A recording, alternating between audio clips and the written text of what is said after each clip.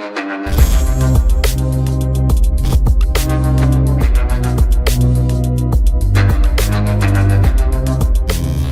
वालेकुम गाइस, कैसे हैं आप? उम्मीद करता हूँ कि आप सब खैरियत से होंगे, खुश होंगे और हमारी दुआ है कि आप हमेशा खुश रहें, हंसते और मुस्कुराते रहें। मेरा नाम रहमान अनवर और मैं हूँ मोहम्मद सोहेल और मैं हूँ ज़फ़र इकबाल। और आज हम जिस वीडियो पर रिएक्ट करने जा रहे हैं, इस वीडियो का टाइटल है the real reason behind the fall of Maharashtra government. तो वहाँ पर भी ये इशू है, गवर्नमेंट का इशू, जैसा कि हमारे यहाँ तो पूरे पाकिस्तान में, लेकिन वहाँ पर महाराष्ट्र में है।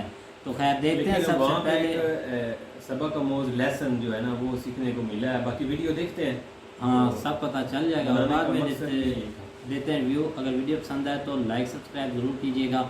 चलो वीडियो करते हैं शुरू। हेलो फ्रेंड्स, मैं गौरव और तारीख है 20 जून 2022। महाराष्ट्र के लेजिस्लेटिव काउंसिल के इलेक्शंस होने के बाद शिवसेना के सीनियर लीडर एकनाथ शिंदे अचानक से गायब हो जाते हैं और उनका फोन वो भी अनरीचेबल रहता है। जब उनको खोजा गया तब यह पता चला कि असल में सिर्फ वही नहीं बल्कि उनके साथ 11 एमएलएस भी अनरीचेबल थे। एंड फ्यू आवर्स लेटर ये सभी एमएलएस बीजेपी रन स्टेट सूरत, गुजरात में मिले। उन्होंने आपस में एक साथ मिलकर शिवसेना पार्टी को लेकर अपनी नाराजगी दर्शाई। अब ऑब्वियसली इसके बारे में सुनकर उद्धव ठाकरे कंसर्न्ड हो गए और उन्हें तुरंत अपनी पार्टी की मीटिंग बुलाई। लेकिन अपनी मीटिंग बुलाने पर जब उन्हें यह पता चला कि उनके 10-12 और एमएलएस गुजरात जाकर बैठ गए हैं, तब उन्हें पता चला कि मामला शायद बहुत ही ज्यादा गंभीर है। अब ऐसे अचानक क्या हो गया था कि महाराष्ट्र की रूलिंग पार्टी शिवसेना के खुद के नेता अपनी ही पार्टी के खिलाफ बगावत करने लग गए। इसे समझने के लिए आपको पूरा बैकग्राउंड समझना पड़ेगा। सो उसी के लिए चलते हैं थोड़ा पास्ट में इन द हिस्ट्री। मैं बात कर रहा हूं 1966 की, श्री बाला साहेब ठाकरे जी के दौर की, जब शिवसेना की विचारधारा यानी कि आइडियोलॉजी फॉर्मलाइज हुई थी।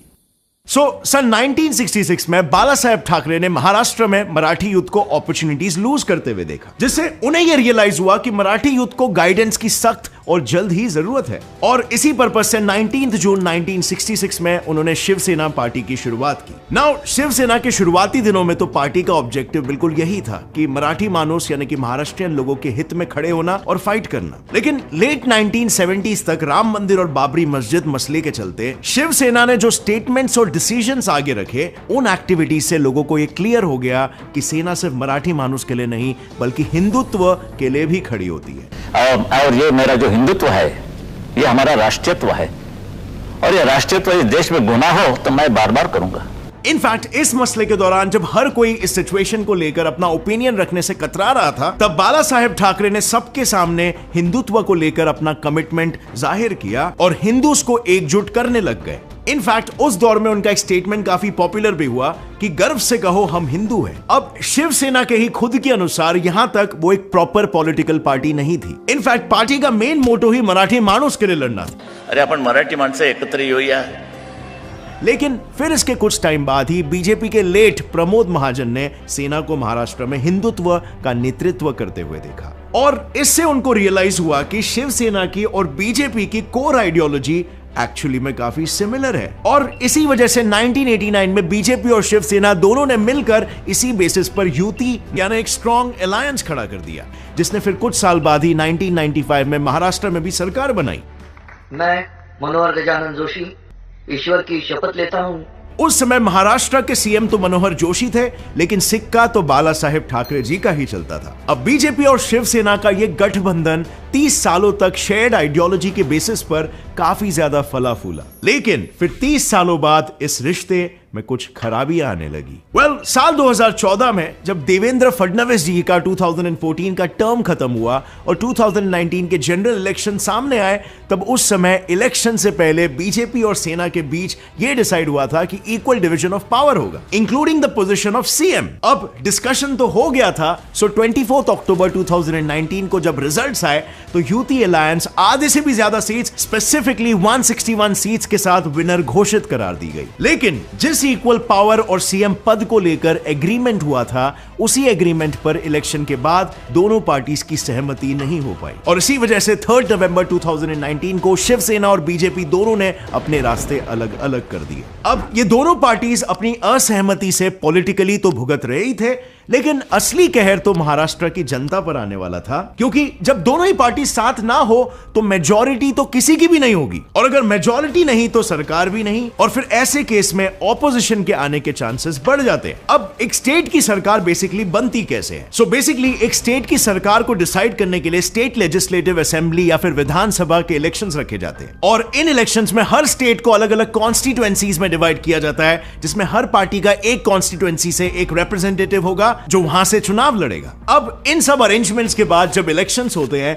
तब सरकार बनाने के लिए एक पार्टी या फिर गठबंधन को एटलीस्ट 50% +1 सीटों की मेजॉरिटी बनानी होती है। एंड अगर आपको मेजॉरिटी ऑफ द वोट जीतने होंगे तो आप में होने चाहिए कुछ ऐसी खूबियां जो आपको एक पीपल पर्सन बनाती है। माइंड यू, पीपल पर्सन बनने में ऑब्वियसली आपके वैल्यूज तो काम करेंगे ही, लेकिन उसके अलावा आपकी ओवरऑल अपीयरेंस भी एक इंपॉर्टेंट रोल प्ले करती है। और स्टडीज के मुताबिक एक well groomed specially bearded man indicate करता है ट्रस्टवर्दीनेस, जेनरोसिटी, वाइसनेस और काइंडनेस के वैल्यूज। अब आई नो कि आपकी बियर्ड में भी पैची या वोल्यूमिनस नहीं होगी। वेल वरी नॉट, आपको महंगे इलाजों से बचाने के लिए मैं लाया हूं मैन मैटर्स बियर्ड मैक्स, एक ऐसा साइंस बेस्ड सॉल्यूशन जो आपके बियर्ड फॉलिकल्स को स्टिमुलेट और नरिश भी करता है, जिससे आपके बियर्ड के पैचेस के जगहों पर बालों की ग्रोथ होने लगती है। साथ ही इसमें मौजूद है मिनॉक्सिडिल, जो कि क्लिनिकली प्रूवन इंग्रेडिएंट है, जो आपके बियर्ड के हेयर फॉलिकल्स में ब्लड के फ्लो को बूस्ट करता है, और इससे आपके फेशियल हेयर की डेवलपमेंट और तेजी से होने लगती है। सिर्फ 3 से 6 महीने के अंदर ही आपके बालों की डेंसिटी बढ़ जाएगी। कंप्लीटली वीगन और पैराबेन फ्री भी है। और साथ ही मैन मैटर्स कंपनी सिर्फ प्रोडक्ट्स ही नहीं बनाती है, बल्कि फ्री ऑनलाइन कंसल्टेशन भी प्रोवाइड करते हैं कॉमन मैन प्रॉब्लम के लिए। सो अगर आपको भी फ्री कंसल्टेशन बुक करना है या फिर आपको इनके प्रोडक्ट्स खरीदने हैं, then click on the link in the description below and check them out. And now let's come back to the topic. लेकिन 2019 में जैसा हुआ, अगर वैसा सिनेरियो बन जाता है, मतलब कि किसी भी पार्टी या अलायंस की क्लियर मेजॉरिटी नहीं होती, तो उसे हंग असेंबली कहा जाता है। अब ऐसे में किसी भी पार्टी को गवर्नमेंट बनाने के लिए दूसरी पार्टीज का सहारा लेना ही पड़ता है। और नवंबर 19, 2019 को बीजेपी से सीएम पोस्ट नहीं मिलते देख शिवसेना ने अपने 56 एमएलएस के साथ इंडियन नेशनल कांग्रेस आईएनसी के 44 एमएलएस और नेशनलिस्ट कांग्रेस पार्टी एनसीपी के 54 एमएलएस के साथ गठबंधन बना लिया। अब ये काफी अननेचुरल और वियर्ड था, क्योंकि दोनों ही पार्टीज काफी समय से राइवल पार्टीज हुआ करती थी, और इन दोनों की आइडियोलॉजी शिवसेना से टोटली डिफरेंट थी, क्योंकि ये लेफ्ट लीनिंग पार्टीज है और शिवसेना राइट लीनिंग पार्टी है। बट नॉनदलेस इन तीनों के इस गठबंधन को महाविकास अघाड़ी MVA नाम दे दिया गया, और इस कोएलिशन ने अपने टोटल 154 सीट्स के साथ गवर्नमेंट फॉर्म कर लिया, और सेना ने अपनी सीएम की पोस्ट को भी। 28 नवंबर 2019 को उद्धव ठाकरे जी सेना के तीसरे और ठाकरे फैमिली के पहले सीएम बने। अब अपनी इस जीत से सेना के बाकी मेंबर्स काफी खुश थे, लेकिन इस जीत को हासिल करने के लिए शिवसेना का कोएलिशन गवर्नमेंट बनाने का जो डिसीजन था, उससे कुछ एमएलएस के मन में खटास पैदा होने लग गई, क्योंकि यहां पर उनका मानना यह था कि कांग्रेस और एनसीपी से दोस्ती होने की वजह से शिवसेना अपनी ओरिजिनल राइट लीनिंग आइडियोलॉजी से कंप्लीटली खो गई है, और धीरे धीरे गवर्नेंस और पॉलिटिकल डिसीजंस को देखकर उनके मन में यह खटासा और बढ़ने लग गई। कुछ ऐसे इवेंट्स भी हुए जो नेगेटिव इंपैक्ट छोड़े, जैसे फॉर एग्जांपल सबसे पहली कोएलिशन मीटिंग। अलायंस के दूसरे दिन ही कोएलिशन मीटिंग में समाजवादी पार्टी के लेजिस्लेटर अबू आजमी उद्धव ठाकरे के साथ बैठे दिखे। अब ये वही अबू आजमी थे जो हमेशा से बाला साहेब ठाकरे के अगेंस्ट कहते आ रहे थे, और एक बार तो उन्होंने बाला साहेब जी को ओल्ड एंड सेनाइल तक कह दिया था। दूसरा event, conference with anti CAA Muslim leaders. जनवरी 2020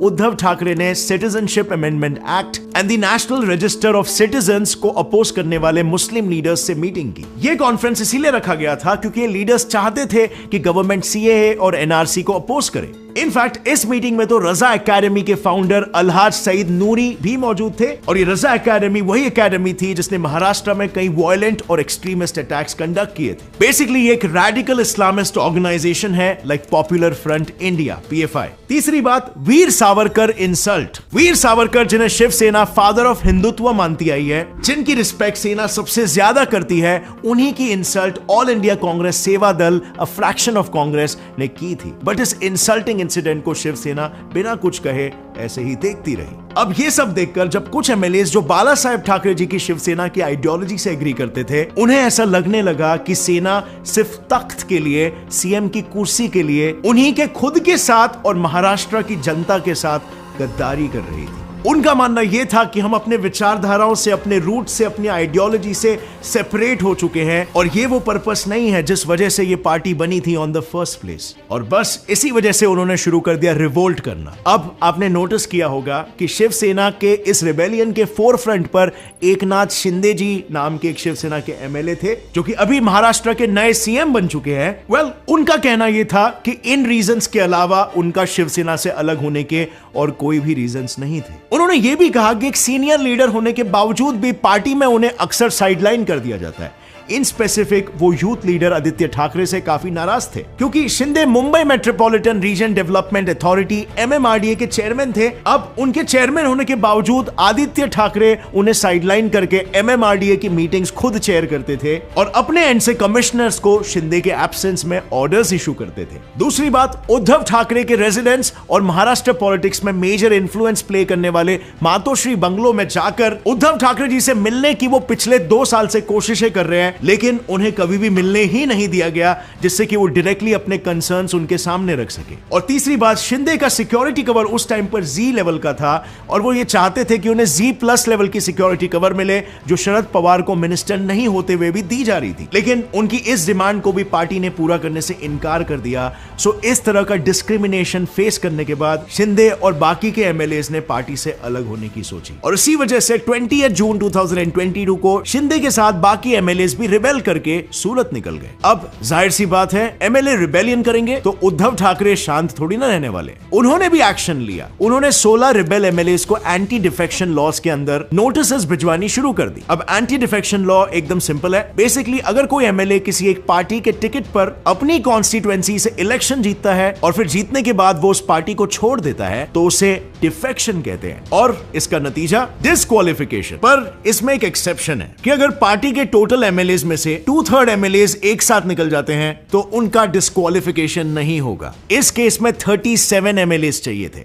टू प्रिवेंट डिस्क्वालिफिकेशन और एक बार इतने नंबर ऑफ एमएलएस अचीव कर लिए तो उसे डिस्क्वालिफिकेशन नहीं बल्कि स्प्लिट कहा जाएगा। अब इसी के बेसिस पर शिंदे ने ये नोटिस को सुप्रीम कोर्ट में चैलेंज किया और इस डिस्क्वालिफिकेशन पर स्टे लगवा दिया। और जैसे ही एपेक्स कोर्ट ने एंटी डिफेक्शन पर स्टे इशू किया, जो कि शिवसेना के अगेंस्ट था, ये देखकर 29 जून 2022 की रात को सीएम उद्धव ठाकरे ने अपना resignation governor of Maharashtra Bhagat Singh Koshyari को सौंप दिया। अब इंडियन कॉन्स्टिट्यूशन का आर्टिकल 164 क्लॉज 2 क्लियरली ये कहता है कि काउंसिल ऑफ मिनिस्टर्स लेजिस्लेटर के लिए कलेक्टिवली रिस्पॉन्सिबल होते हैं। मतलब कि अगर सीएम ही नहीं रहेंगे तो उनकी काउंसिल भी एग्जिस्ट नहीं करेगी और इसीलिए सीएम ठाकरे के रेजिग्नेशन के साथ ही प्रेजेंट महाराष्ट्र गवर्नमेंट क्रैश हो गई। और अब किसी भी स्टेट में सीएम की वैकेंसी होने पर उस पूरे सिनेरियो में गवर्नर का रोल बहुत ही इंपॉर्टेंट हो जाता है, क्योंकि जब भी कोई गवर्नमेंट नो कॉन्फिडेंस फेस करती है यानी उनके पास मेजॉरिटी एमएलएस नहीं होते, तब करंट गवर्नमेंट को अपनी मेजॉरिटी प्रूफ करके गवर्नर को दिखाना पड़ता है। लेकिन महाराष्ट्र के केस में सीएम ने खुद ही रिजाइन कर लिया और अब यहां पर गवर्नर का रोल यह हो जाता है कि वो लार्जेस्ट पार्टी को गवर्नमेंट फॉर्म करने के लिए इनवाइट करेंगे और महाराष्ट्र में अगली गवर्नमेंट फॉर्म होगी और ऐसा हुआ भी। 30 जून 2022 को एकनाथ शिंदे महाराष्ट्र के नए सीएम बने और देवेंद्र फडणवीस डेप्यूटी सीएम। शिंदे ने खुद को सेना लीडर घोषित करके बीजेपी के साथ कोएलिशन करके महाराष्ट्र में गवर्नमेंट फॉर्म कर ली एंड एट द एंड हमारे सामने सिर्फ 2 ही लोग रह गए,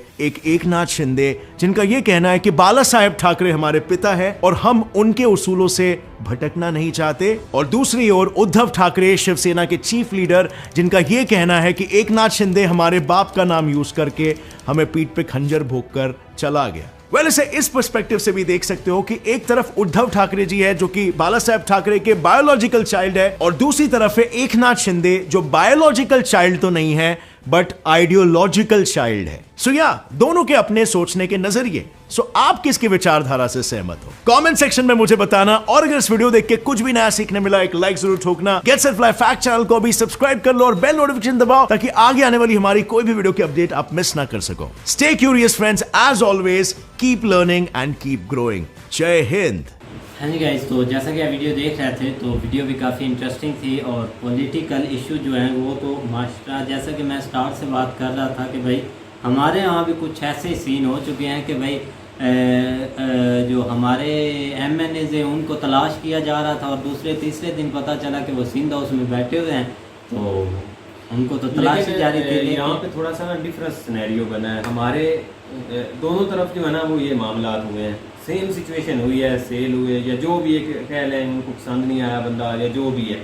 लेकिन यह है कि उसके आगे जो है ना वो रिजल्ट क्या हुआ या आगे जो है ना वो चल के मसला हल कैसे हुआ, उसकी तरफ जाते हैं। कि पहले हम अपने तरफ आए कि हमारे जो है ना वो जिससे साइड पे हटे थे, जिस तरह ये ठाकरा साहब है इनके साइड पे हटे हैं और उन्होंने खुश असलूबी से जो है ना वो कह लें इस चीज़ को एक्सेप्ट किया कि ठीक है, उन्होंने जो है ना इस चीज़ के ऊपर रिजाइन कर दिया और वो साइड पे हो गए। लेकिन हमारे यहाँ जो है ना वो डट के खड़ा है आप इमरान, ठीक है ना, वो चीज़ जो है ना वो एक खुल के सामने आई और उसमें जो है ना वो अमेरिका का खाता आ गया और उसमें जो है ना वो साजिश शामिल होगी, मुदाखले शामिल होगी, न्यूट्रल शामिल हो गया, ये हो गया, वो हो गया, पाकिस्तान से वो रशिया शामिल हो गया, मैं उधर चला गया, क्योंकि बहुत सारी सिनेरियो जो है ना वो इस चीज़ में शामिल हो गए। बिल्कुल। लेकिन इंडिया की ये हिस्ट्री रही है, आप देख लें कि पीछे अगर आप देखें अटल बिहारी वाजपेयी साहब को, उनके यहाँ भी जो है ना इस तरह का एक सिनेरियो बना था, एक वोट के ऊपर उनकी जो है ना वो गवर्नमेंट जो है ना वो चली गई थी। लेकिन उस वक्त भी उन्होंने यही पैगाम दिया था कि फर्स्ट ऑफ ऑल मुझे अपना कंट्री चाहिए, ठीक है ना, फर्स्ट ऑफ ऑल हमारा मुल्क है, उसके बाद हमारी प्रस्ती हर बंदे में भी नहीं ना होती, कोई मुल्क किसी में मुल्क के गद्दार भी होते हैं जिनको कोई मुल्क से लेना देना नहीं होता, बस वो अपने मतलब के लिए युद्ध संभालते हैं, अपना मतलब पूरा किया और भाग गए, भाई कोई कंट्री की परवाह नहीं होती। तो सियासत बहुत एक आप घिनौनी चीज़ समझ लें कि पता नहीं समझ। लेकिन ये कि जहाँ पे आप देख रहे हैं कि अगर आप हार रहे हैं वहाँ पे हार माननी चाहिए, बजाय इसके कि उसको जो है ना वो आप मुल्क के लिए मसला बना दिया, ना की खातर आपने यार मेरी बात सुनो, हार मान रहे हैं, अगर मुल्क की परवाह होती तो वो हार मान कर बैठ जाता कि मेरा मुल्क ठीक चल रहा है, मैं हार मान लूँ, कम से कम फिर वो ट्राई कर ले, फिर अवाम की सपोर्ट से आए।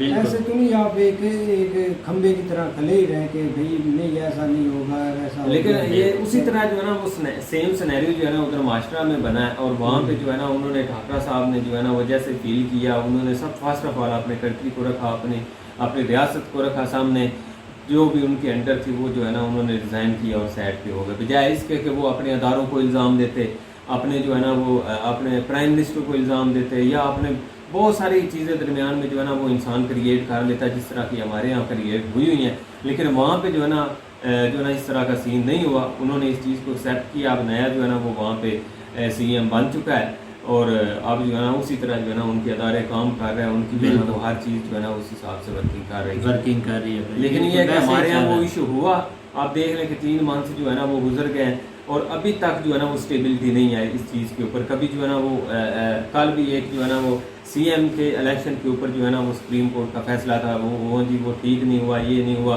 अब उसके लिए फिर जो है ना उसको एक आर्जी सीएम बना के विदाउट इख्तियारात आप बुला लें, उसको जो है ना उन्होंने बना दिया कि आप जो है ना जब तक इलेक्शन नहीं होते, जो 20 बंदे छोड़ के गए थे उनके ऊपर, उस वक्त तक जो है ना आप आर्जी, उसके बाद जो इलेक्शन होगा उसमें जो रिजल्ट अनाउंस होगा उसके बाद फिर जो है ना वो प्रॉपर एक अनाउंसमेंट होगी। तो इस लिहाज से जो है ना वो इंडिया की जो है ना आप देख लें कि तारीफ करनी बनती है वहाँ के लोगों की। वहाँ पे जो लीडरशिप है वो फर्स्ट जो है ना वो अपना कंट्री रखते हैं, अपनी जो है ना वो मुल्क परस्ती उनके अंदर बहुत ज़्यादा है। तो हमारे यहाँ थोड़ा सा ना वो बहुत चेंज है। बिल्कुल भाई, तो उम्मीद करते हैं कि गाइस आपको वीडियो पसंद आएगी। अगर पसंद आए तो लाइक सब्सक्राइब जरूर कीजिएगा और कमेंट में अपनी राय का इज़हार जरूर कीजिएगा। अल्लाह हाफिज़।